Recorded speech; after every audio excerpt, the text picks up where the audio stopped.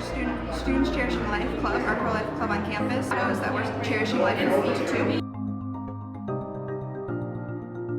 We connect with different organizations and ministries that help students learn more about different life issues, whether it's for the elderly, whether it's for the preborn, and give them opportunities to stand for life and to volunteer as well.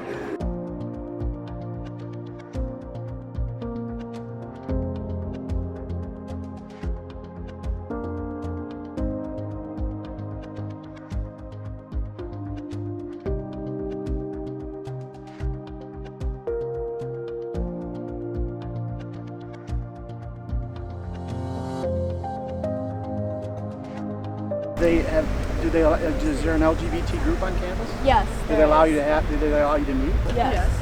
So I mean, isn't that creating a safe space for you guys? Yes, but bringing in a woman who spews hate online about this community. But I have been sexualized. I've been sexually harassed here on campus. I've been called homophobic slurs. It's not supposed to be a safe and inviting community sometimes. It's supposed to be all the time for everybody. Like, we don't have people coming on campus who write, "I hate straight people are sexualized content."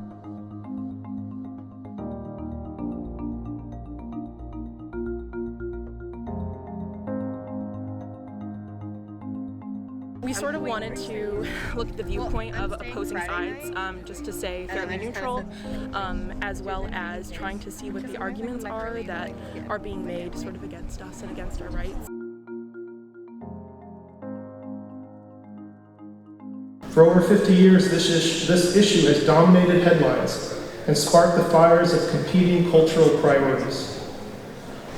It raises questions on the role of governance of one's body, the origin of life and when it is conceived, the meaning of sex, the role of government and private life, indeed what we believe marks a student of hope who lives with grace, understanding, and belonging. To that end, we ask and expect that you will honor Hope College's affirmation of a set of biblically grounded standards for the conduct of our public discourse. We will hear from Alexandra DeSanctis. Alexandra is a contributing writer at the National Review and a visiting fellow at the Ethics and Public Policy Center. Her writing focuses on politics, culture, elections, and the pro-life movement. Grace, thank you so much for hosting us here today. Every single abortion takes the life of someone that is made in the image and likeness of God, whose life has been given eternal value, not because it acquired certain characteristics, not because it reached a particular degree of development, but because in and of itself, as a creation of God, every single life has eternal, significant moral value from the moment of conception to the moment of natural death. Let me also say this. Every single time that an abortion is considered, it has to do with a woman sometimes finding themselves in very difficult situations, who is also made in the image of God, and whose life is eternally valuable from the moment of conception to the moment of natural death. And so please, would you join me in welcoming Alexandra DeSanctis to the stage.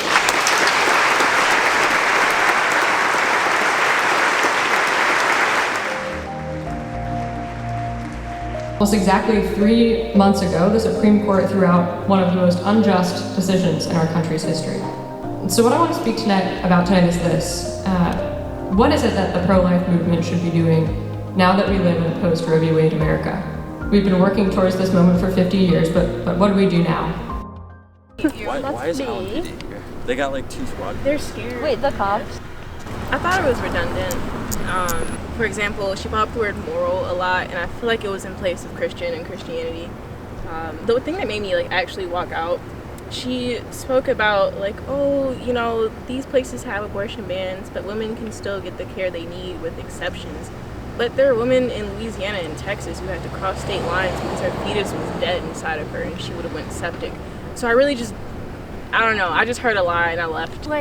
having like medical need is defined by them as like you will literally die. Right. Versus like for me, like on my medicine, I can't like support another life. So I'd have to go off my medicine. I won't die, but I could go blind. I just think that it's like kind of sad that the entire crux of her argument is essentially just a religious argument where she's saying that her religious beliefs and, you know, the ones that are shared by those people in that room should be what defines things that are codified into our laws, which that is so unfair to all other religions and non-believers. So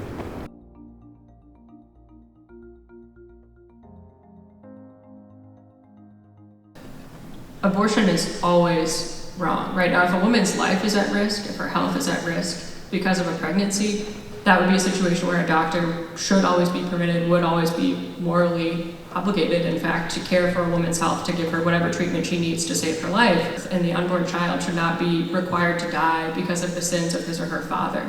And on top of that, it doesn't actually solve the traumatic situation that the woman is in to go and get an abortion, right? It doesn't undo the horrible injustice that happened to her. It simply makes her a participant in another form of injustice and oppression, an act of violence directed against her own child.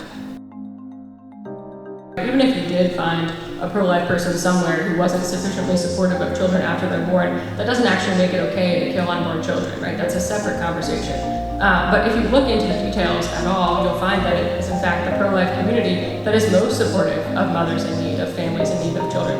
I don't see a Planned Parenthood or an abortion clinic anywhere in the country offering support for women in crisis pregnancies who want to keep their child, right? If you walk into an abortion clinic and say, "Hi, I'm pregnant, I really want to keep my child, will you help me?" they will laugh you out of the room. I'm traumatized for being in there. She compared abortion to slavery. She compared abortion to slavery. I think it's interesting that there was a lot of like overgeneralizations made about how they're saying that pro-abortionists think that every woman should get an abortion at any point in their life and it will be good for her, and they're putting words in people's mouths that aren't true. Also, conflating getting an abortion with being a slave owner, I don't think is the way to address the other side.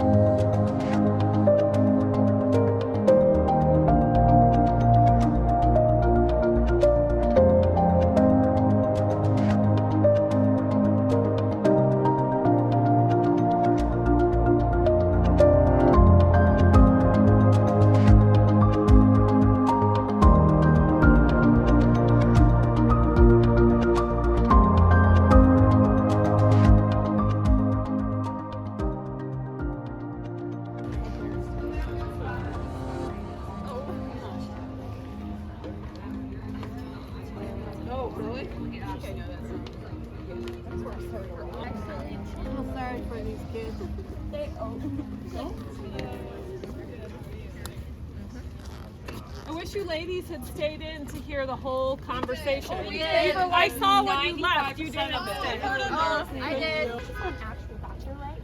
But she calls herself a doctor. Why is there a medical reason for an abortion? I would die if I have a child. Pregnancy. So then I would expect that to be responsible for your own health, you would take precautions to get raped or accidentally get pregnant, I would die without an abortion.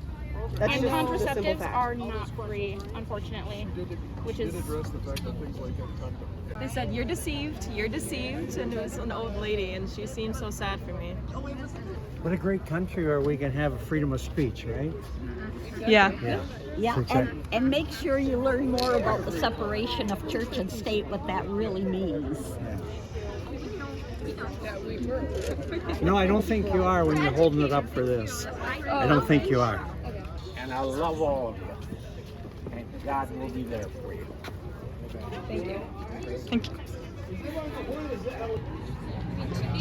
Hey. We're praying for you guys.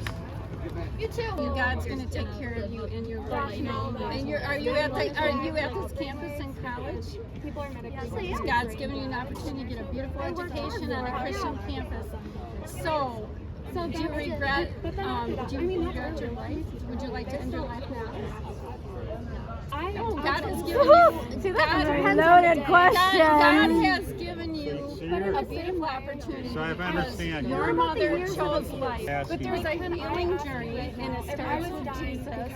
And what if He heals you? What if it doesn't start with Jesus for everyone? No, it doesn't. Isn't that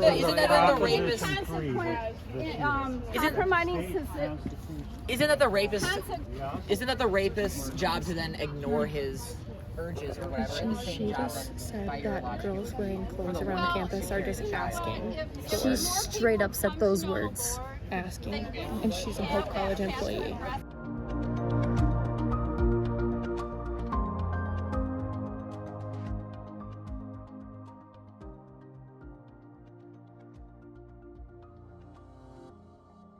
No doubt in this room right now, there are those who hold differing views on the topic of abortion.